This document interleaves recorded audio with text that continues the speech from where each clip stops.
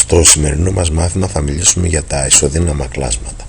Θα δούμε ότι ισοδύναμα λέγονται τα κλάσματα που έχουν την ίδια αξία και θα χρησιμοποιήσουμε σαν παράδειγμα ορθογώνιες σοκολάτες.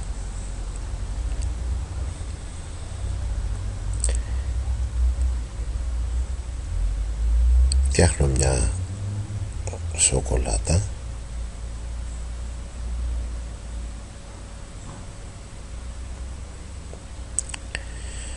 την οποία σοκολάτα θα την χωρίσω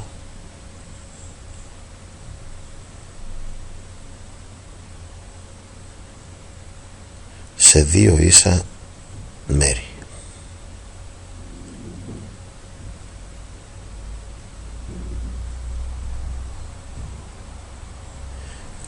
Και επειδή πεινάω θα φάω το ένα από τα δύο ίσα μέρη. Δηλαδή έχω φάει το ένα δεύτερο της σοκολάτας. Την ίδια τώρα σοκολάτα, ακριβώς την ίδια,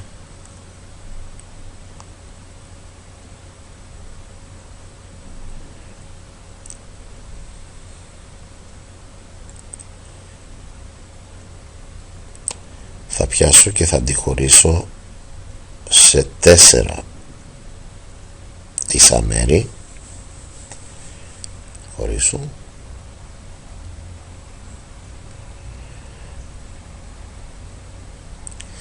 και επειδή πεινάω θα φάω το 1/4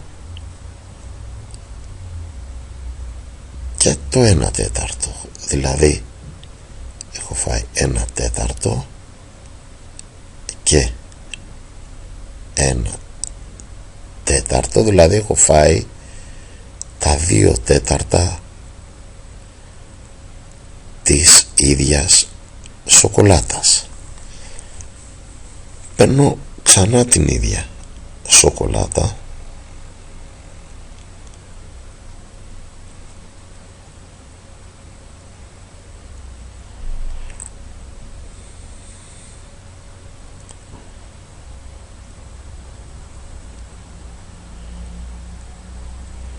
και την χωρίζω σε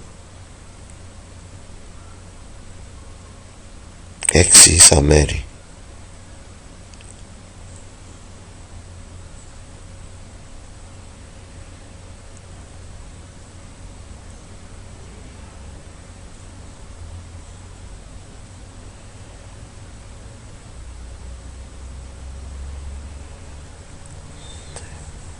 Και τρώγω 1, 2,